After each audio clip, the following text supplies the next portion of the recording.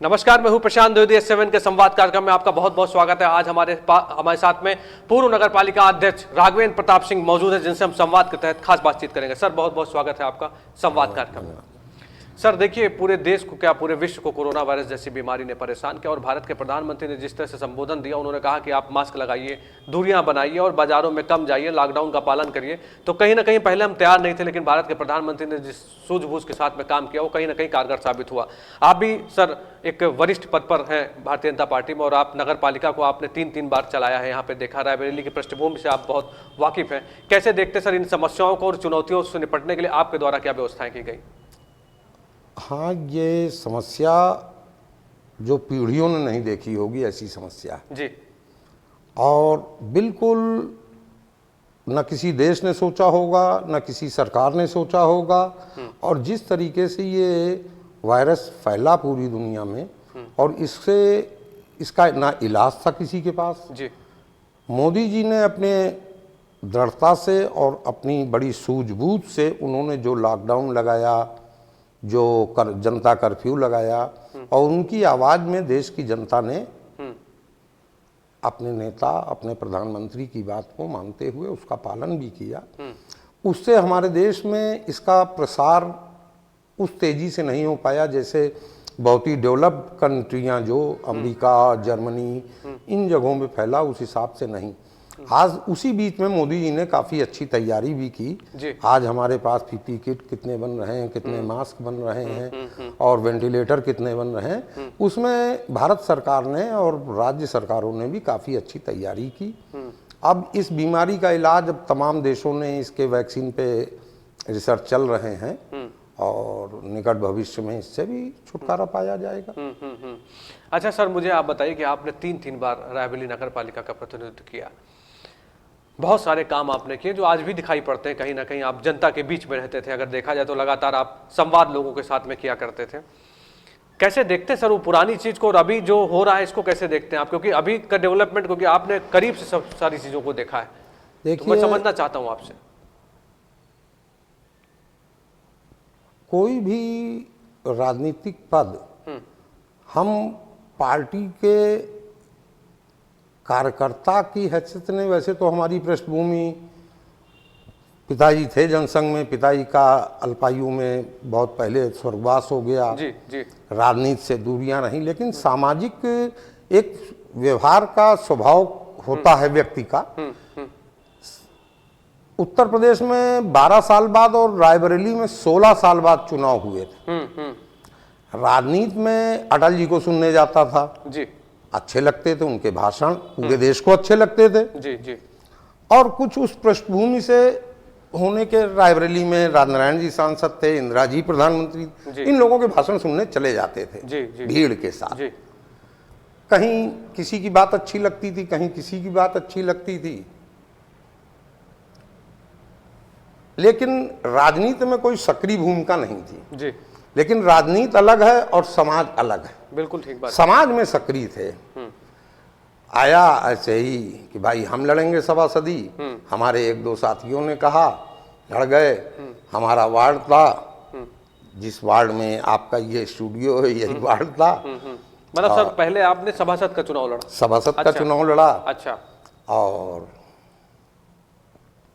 हमारा मोहल्ला रायबरेली शहर के तमाम लोग परिचित हैं, प्रभु टाउन। और प्रभु टाउन रायबरेली के, हम दूसरे को खराब नहीं कहते, लेकिन सुनियोजित ढंग से शिक्षा के उसमें, व्यापार के उसमें जी, बहुत ही परिष्कृत कह लें आप जी। वहाँ बुजुर्ग से लेके मेरे पिताजी के हम उम्र, उनसे वरिष्ठ लोग भी जिंदा थे, उनसे लेके नौजवान तक का साथ मिला जी। और भी कैंडिडेट थे, 4-5 कैंडिडेट थे, लेकिन उसमें भी 50% से ज़्यादा वोट मिला जी।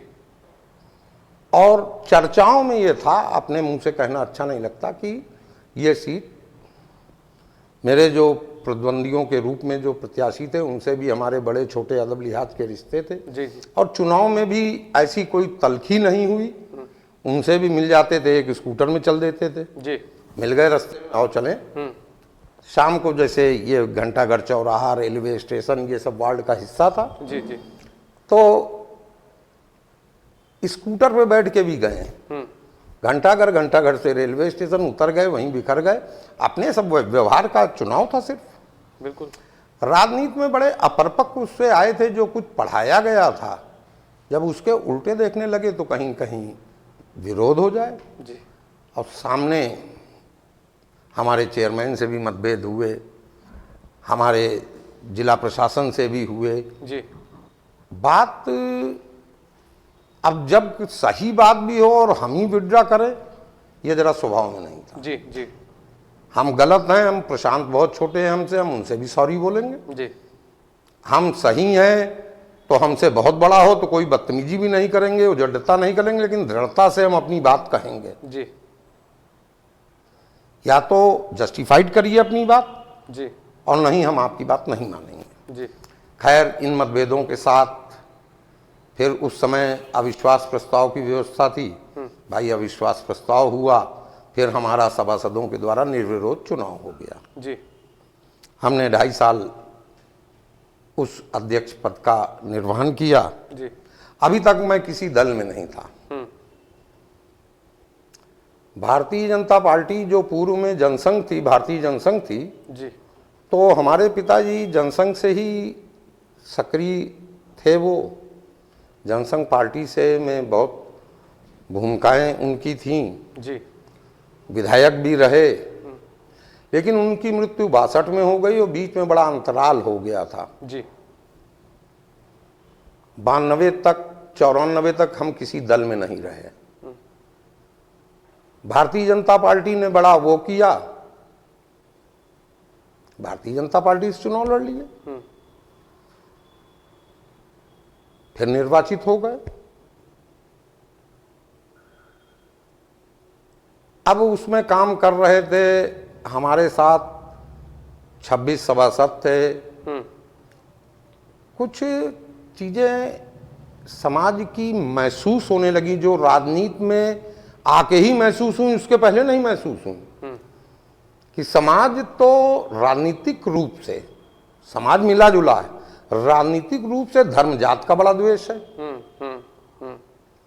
तो उस समय जब हम भारतीय जनता पार्टी से चुने गए तो 2 सभासद थे भारतीय जनता पार्टी के। जी।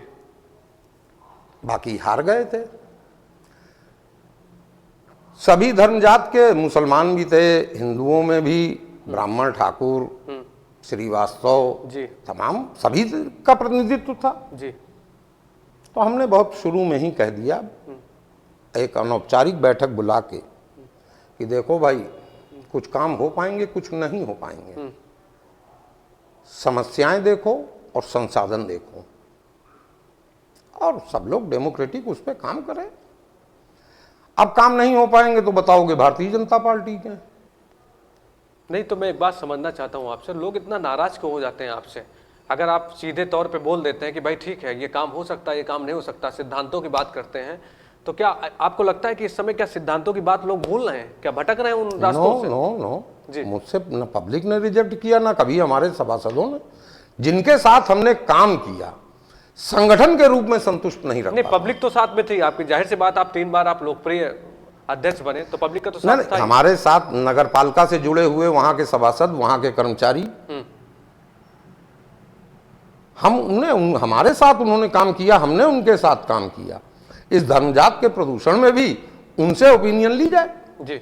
संगठन के रूप में कभी प्रशासन से हमारी सहमत नहीं हुई, कभी मीडिया से हमारी सहमत नहीं हुई, अच्छा, कभी हमारे संगठन के वरिष्ठ नेताओं से नहीं हुई। जी।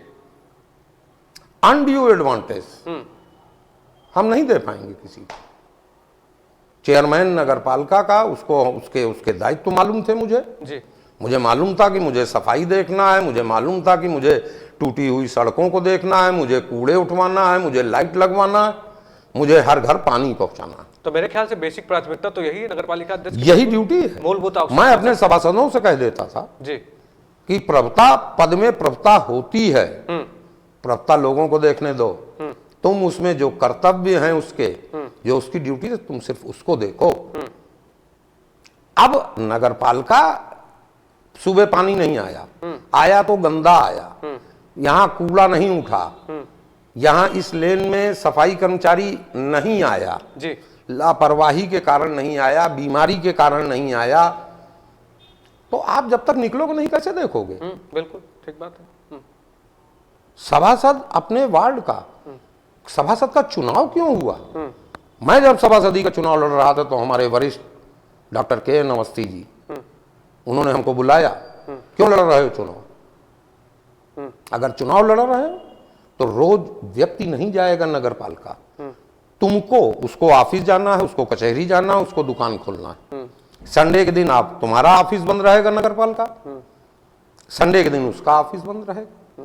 जिस दिन तुम्हारा ऑफिस जिस टाइम से खुलेगा उसी दिन उसी का भी ऑफिस उसी टाइम से खुलेगा। वो अपनी समस्या कहने कब जाएगा नगर पालिका? इसलिए सभासद का चुनाव होता है, तुम उसके दरवाजे जाओ। अगर ये नहीं कर सकते हो तो मत लड़ो चुनाव। बिल्कुल ठीक बात, ठीक बात। अब वो शिक्षा लेकर मैं आया था नगर पालिका में, उसको मैं करता रहा, सभासदी के बाद वो चेयरमैनी में भी करता रहा।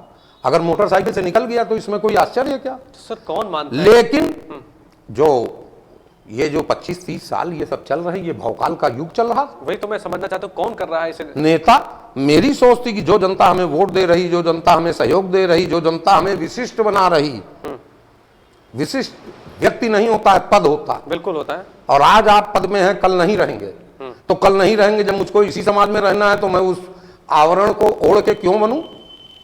उसका जब कोई मुझसे काम कहता था, प्रशांत ने मुझसे काम कहा, मैंने एज ए चेयरमैन उसका परीक्षण किया, अगर करने लायक हुआ तो किया, और नहीं करने लायक हुआ तो अपनी सामर्थ्य बता दी भाई। बिल्कुल बिल्कुल बिल्कुल। देखिए सर, आपने अब अगर नहीं किया तो प्रशांत हमें अगर अंकल जी कह रहे हैं, हमें बड़ा भाई कह रहे हैं, तो मैं भी उसी स्नेह से बात करूंगा। उसमें उस प्रदर्शन की क्या जरूरत? लेकिन हमारा सिस्टम अगर अडॉप्ट कर रहा है तो मैं क्या करूं? व्यक्ति प्रत्याशी के रूप में मेरी अपनी सोच थी, हमने एक बार कह दिया अपने वरिष्ठ ऊपर से जी कि पत्थर थोड़ी तय करते हैं जी कि शिल्पी गढ़ के उसको मूर्त बनावे, ये तो शिल्पी तय करता है कि क्या बनाना है उसको, क्या बनाना है। ठीक बात। प्रत्याशी का चयन करते हो तो प्रत्याशी का चयन आप करते हो तो प्रत्याशी और पार्टी पालिश और ब्रश का सामंजस्य जब होता है तब जूतों में चमक आती है। हम भी जानते हैं कि हमारी व्यक्तिगत क्षमता कितनी थी, बैठ गया। मैं भी जानता हूं कि हाथ पैर से अभी सक्रिय हूं, सब है, पब्लिक ने रिजेक्ट नहीं किया है। 3 बार की, जैसा आप कह रहे हैं, है भी 3 बार अगर इस दायित्व को निभाया है तो इस पब्लिक में घूमने लायक अपने को बचा के रखा। आपने बहुत बढ़िया बात कही कि जो मूलभूत चीजें हैं, सड़क है, पानी है, सफाई है, मतलब जिसके बारे में भारत के प्रधानमंत्री कह रहे हैं, आज से नहीं कह रहे हैं, लगातार जब से प्रधानमंत्री बने, स्वच्छ भारत अभियान जिस तरह से चल रहा है, जिस भी पद का, हम तो कह रहे हैं जिस भी पद का, जी, उस पद का जो ग्लैमर है, आकर्षण है, वो आकर्षण तुम्हारे लिए नहीं, उस व्यक्ति के लिए नहीं, उसके लिए तो प्रथम दायित्व उसका है उस जिम्मेदारी को समझे जो उस पद में निहित है। मेरी सोच नहीं मेल खा रही थी जी। मैंने कहा लगटो, हो गया 25 साल में 12-13 साल 14 साल चेयरमैन रह लिए, सभासद रह लिए, काम किया। कोई जरूरी है कि हमने पट्टा लिखाया है? हमारा संगठन क्या सोचता है, संगठन की क्या पसंद है, अब उस पसंद की वजह से मैं अपना चाल चलन बदलने को नहीं तैयार। अच्छा, आप कांग्रेस पार्टी में बहुत बड़े बड़े वरिष्ठ पदों में थे, उत्तर प्रदेश के वरिष्ठ पद में थे, फिर आपके पास में शहर भी था, मतलब लगातार आप कांग्रेस के साथ में चले, ऐसा क्या हुआ कि इतना दूर हो गए? फिर आपने भारतीय जनता पार्टी अभी हाल में मुख्यमंत्री योगी आदित्यनाथ जी के सामने ज्वाइन की थी। देखिए, कांग्रेस तो हमने बहुत पहले छोड़ दी थी। जी। अब प्रशांत जी जिनके साथ रहे हैं, जरा हमको संकोच था, इसलिए हम बीजेपी ज्वाइन भी नहीं कर रहे थे। कांग्रेस में रहे तो कांग्रेस के लिए हमने भाई प्रियंका जी के भी तारीफ करी, सोनिया जी की भी की। अब कल को कहें, कारण ये था कि हमको कहना पड़ा कि पब्लिक ने इतना ज्यादा वोट दिया मुझको, 50% से ज्यादा वोट हमें मिला था कांग्रेस प्रत्याशी के रूप में, 50% में सब थे। हमने प्रियंका जी से कहा ये मेरी लोकप्रियता का वोट नहीं, ये लोगों ने इस उम्मीद से दिया है कि भारत सरकार अपने सामर्थ्य का योगदान देकर रायबरेली को उन शहरी सुविधाओं से युक्त करेगी। जी। मैंने सोनिया जी से निवेदन किया कि मैडम, शहर उसको कहते हैं जो शहरी सुविधाओं से युक्त हो, सीवर, पानी, 3/4 शहर में वाटर लाइन नहीं, 3/4 शहर में सीवर लाइन नहीं। अभी की बात बता रहे हैं आप? अब जब कांग्रेस से अभी चेयरमैन था, अच्छा। एक बार बीजेपी से रहा, बीजेपी छोड़ी, लोग आरोप लगाते हैं जैसा है। तो बीजेपी का जब मैंने चुनाव लड़ा था, भगवान क्षमा करें, कोई अहंकार नहीं लेकिन सत्य तो बताना ही पड़ेगा। बिल्कुल बिल्कुल, इसीलिए हम लोग जब मैंने बीजेपी से चेयरमैनी का चुनाव लड़ा तो प्रदेश और केंद्र में बीजेपी की सरकार नहीं थी, अच्छा तब बीजेपी ज्वाइन की थी। जब बीजेपी वालों ने बहुत कहा तब तक निर्दलीय था। जी। अगर बीजेपी को यह फुर्सत नहीं थी, मेरा जिला प्रशासन से विवाद हुआ, मुझसे ज्यादा जांचें न हो किसी की। मैंने कहा भैया जांच तो अखबार में आरोप तो इतना बड़ा छपता है, जांच रिपोर्ट भी छपवा दो। अब मुझसे कहा जाए कि डीएम, मैंने कहा डीएम साहब का बहुत सम्मान, लेकिन मैं क्यों विड्रा कर लूं? जांच का पूरा अधिकार है। अब जांच के नाम पे दबाने की कोशिश, तो मैंने कहा अपराध किया तो दंड भुगतूंगा। उसके लिए हम कहीं सिफारिश करने, याचना करने क्यों जाएं? जाहिर सी बात, अगर आप सत्य के रास्ते में चल रहे हैं तो इतना ये सब करने की तो मुझको बीजेपी की सरकार रहते हुए बीजेपी छोड़नी पड़ी। मुझसे पूछा, मैंने कह दिया मैं नॉन पॉलिटिकल टेम्परामेंट का आदमी हूं। पॉलिटिक्स की बहुत समाज में सक्रिय रहना मेरा शौक था। कोई बीमार पड़ा, अस्पताल चला जा रहा हूं, किसी को राशन कार्ड बनवाना है तो आओ भाई चलें, जरा चलो भाई राशन कार्ड बनवाने चलें। अपने छात्र जीवन के बाद से ये कर रहा था। अच्छा सर, तो मुझे बताइए कि आप उत्तर प्रदेश के मुख्यमंत्री योगी आदित्यनाथ जी मौजूद थे और आपने मंच पर से भारतीय जनता पार्टी को ज्वाइन किया दोबारा, तो किस जोश के साथ में ज्वाइन किया आपने, किन सिद्धांतों के साथ? मुझे मोदी जी की और योगी जी की कार्यशैली अच्छी लग रही। अच्छा। उनको केवल नैतिक समर्थन देने के लिए ज्वाइन किया जी। और ज्वाइन करने के बाद उस समय बीजेपी, अब सब है तो इसी समाज के लोग, मैं बीजेपी से भी चेयरमैन था। मैंने देखा लोकसभा चुनाव में आप लगातार दौरे भी कर रहे थे, लगातार लोगों के पास में मिल भी रहे थे। नहीं, 2 दिन पहले तो चुनाव किया था, तो 2 दिन में जितना कर सके कि भाई कुछ तो अपनी सक्रियता दिखावें, कुछ तो अपनी। 6 तारीख को पोलिंग थी, 3 तारीख को ज्वाइन किया था, 4 तारीख को, 5 तारीख को, 4 तारीख को जो प्रत्याशी महोदय थे दिनेश सिंह जी, उन्होंने हमसे कहा कि कुछ शहर के वरिष्ठ लोगों के यहाँ मिलवा दीजिए। तो अपने मोहल्ले शुरू की 10-15 लोगों के यहाँ उनको ले गए कि भाई सच मैंने बता दिया, प्रत्याशी और पार्टी तमाम चीजें कचोटती थी अंदर से। बहुत हमसे एक आध बार लोगों ने कहा, हमारे वरिष्ठ लोगों ने कहा बहुत प्रतिक्रिया मत दिया करो, बहुत जल्दी रिएक्ट हो जाते हो। तो हमने भी परिहास में कहा कि हमारे सेल अभी काम कर रहे हैं, कहीं कोई उलझन होती है तो कहता हूं देश में आजादी है, कानून व्यवस्था है जी। ये बड़े बड़े माफिया कैसे निकल आ रहे हैं, जिन्होंने कानून का पालन किया, जिन्होंने समाज का पालन किया, सामाजिक मूल्यों का पालन किया, वो डरपोक होते हैं क्या?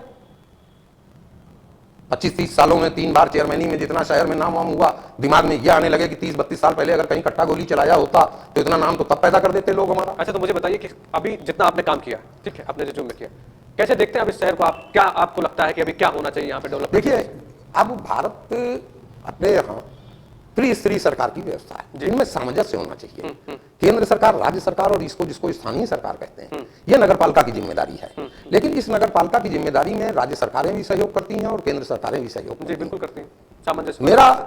मेरे अंदर उतने गुण नहीं थे, मेरे अंदर इस चीज की कमी थी कि मैं राज्य सरकार और केंद्र सरकार से कोई योगदान नहीं ले सका, अपने को फेल माना। हम कांग्रेस में थे, हमने कांग्रेस की भरी सभा में कह दिया कि मैं अब 1 बार 2 बार 3 बार ये अपना बेस्ट दे चुका। उत्तर प्रदेश में बहुत रिकॉर्ड तो हमने नहीं देखा जैसा लोग कहते हैं जी, कि रिकॉर्ड मतों से जीत रायबरेली की हुई थी नगरपालिका की। अब उसकी लोकप्रियता का श्रेय, उसका श्रेय मैंने अपनी सांसद श्रीमती सोनिया गांधी जी को दिया था। तमाम जगह स्वागत सत्कार होगा। भारत सरकार जितनी बार सोनिया जी से कहा, हमसे प्रोजेक्ट बनवाए गए, मैंने प्रोजेक्ट बनवाया। नगरपालिका का दफ्तर, ऑफिस देखिए आप, सुपरमार्केट में जो होटल था, पहले नगरपालिका का टाउन एरिया हाल में जो कारों के अड्डे के आगे था, वहां उसकी मियाद बिल्डिंग की पूरी हो गई तो नई बिल्डिंग बननी थी। हमने जलकल में सोनिया जी से उसको कहा, सोनिया जी से सीवर को कहा, सोनिया जी से वाटर लाइन को कहा, सोनिया जी ने सब में सहमत दी, लेकिन सिस्टम ने नहीं होने दिया। और मेरे बाद ये पैसे आए 5 साल। कौन है सिस्टम में? समझना चाहता हूं मैं आपसे, सिस्टम मतलब क्या? किशोरी शर्मा जी। किशोरी शर्मा जी यहां सोनिया जी के प्रतिनिधि हैं। अब उनका दोष इंटरनल, वो भी बेबस हो गए हो तो मैं नहीं जानता। मैं अपनी बात देखिए प्रशांत जी, मुझे कहने में कोई संकोच नहीं, नेता छोटा हो या बड़ा हो, हर नेता का एक सिस्टम होता है, वर्किंग टीम होती है। नेता वो होता है जो नेता सिस्टम चलावे, और सिस्टम जिस नेता को चलाने लगा तो फिर वो नेता लायक नहीं। चलिए, मेरा अंतिम सवाल, संवाद में हम लोग खुल के बातचीत करते हैं। अपने बारे में मुझे कुछ बताइए। जैसा आपने बताया कि आपके पिताजी का भी एक इतिहास था, थोड़ा सा मैं संक्षिप्त में उस बात को समझना चाहता हूँ कि पिछली बातें कुछ आप पहले भी, अभी जब बीच में हम लोग की बात हो रही थी तो आपने थोड़ा सा शेयर किया था, कुछ अपनी यादें मुझे बताइए। देखिए, मेरे पिताजी जनसंघ में सक्रिय थे जी। और जनसंघ के फाउंडर मेंबर थे। मेरे पिताजी पेशे से वकील थे, किसान परिवार से, एक संपन्न किसान परिवार से थे। जी। यहां वकालत करते थे। जनसंघ की स्थापना के समय से उसके सदस्य हैं। उन्होंने अपनी सक्रिय भूमिका जो भी, तो तमाम प्रदेशीय नेता उनसे परिचित थे। अब उस समय रायबरेली में अगर प्रदेश और रायबरेली के लोग भूल गए, वैसे तो मुझे याद दिलाने आए जी। बीजेपी ज्वाइन कराने के समय, जी। और बहुत लोगों की यादों में उनकी यादें हैं। जी। लेकिन हमने, पिताजी का हमारा स्वर्गवास हुआ तब मैं 6 साल का था। जी। मैंने 6 साल से 30 साल जो सफर 36 साल तक होने का, 92 में, जी। तब तक मैंने बीजेपी ज्वाइन नहीं की थी। जब लोग भूल जाएंगे तो हम भी याद दिलाने की कोशिश नहीं करेंगे, मेरा स्वभाव। जी। अगर उनका कोई योगदान था तो जब हम उस लायक हो गए तो आपने हमको भी याद दिलाया, हम भी जानते थे हमने कि चलो कोई पार्टी, लेकिन मुख्य चीज है पार्टी के माध्यम से या पद के माध्यम से पहला ध्येय व्यक्ति का तो यही होना चाहिए, जनसेवा। बिल्कुल। जैसा भाषण देते हैं नेता, बिल्कुल बिल्कुल बिल्कुल। अगर ये भाव नहीं है केवल भाषण, हमने भाषण तो नहीं दिया लेकिन था कि ये कराएंगे, ये कराएंगे, ये कराएंगे। अब जब वो कराने में अपने को आपका योगदान नहीं देखा तो आपके साथ नहीं चल पाए। किस महत्वाकांक्षा के कारण कोई पार्टी थोड़ी छोड़ी है। आपका जो योगदान होना चाहिए, स्थानीय निकाय जो सहयोग, अधिकार तो आप मुझ पर रखते हैं कि पार्टी को हो। अरे हम पार्टी के हैं तो पार्टी के भी तो हम हैं। बिल्कुल ठीक बात है, और आपने बहुत बेबाकी से हमसे बातचीत की। सर बहुत बहुत धन्यवाद कि आपने इतना समय दिया हमारे स्टूडियो में आप आए और हमसे धन्यवाद। बात की। तो ये थे राघवेंद्र प्रताप सिंह जो हमारे साथ में सीधे स्टूडियो से लाइव जुड़े थे। मैं इनके बारे में एक आपको बात बता दूं कि नगर पालिका रायबरेली के अध्यक्ष थे। तो ओम शिव शक्ति मानव सेवा मंडल का जो भंडारा चलता है आज जिस स्थान पे है, उसको देने वाले यही व्यक्ति हैं जिन्होंने एक बार में ही उसकी अनुमति दे दी थी। मैं आपको बताऊं कि इतिहास के पन्नों में लिखी जाने वाली बात है कि आज हजारों लोग उस भंडारे में भोजन ग्रहण करते हैं। और आप देखिए, दिन में भी भंडारा चलता है, रात में भी चलता है। राघवेंद्र प्रताप बाबू सिंह के द्वारा जो प्रयास किया गया था वाकई में बहुत काबिल तारीफ है। 7 न्यूज चैनल भी उनको सलाम करता है। उनके द्वारा किए गए जो भी कार्य है मील के पत्थर साबित हो रहे हैं, उनको भी सलाम करता है। 7 के संवाद में फिर होगी आपसे मुलाकात। तब तक अपना ध्यान रखिए, मास्क लगाइए, बाजारों में कम जाइए, क्योंकि कोविड-19 जिस तरह से चल रहा है, कोरोना वायरस की कोई दवा नहीं बनी है। भारत सरकार, उत्तर प्रदेश सरकार की सारी गाइडलाइन को आप फॉलो करिए। संवाद में फिर होगी आपसे मुलाकात। नमस्कार। नमस्कार।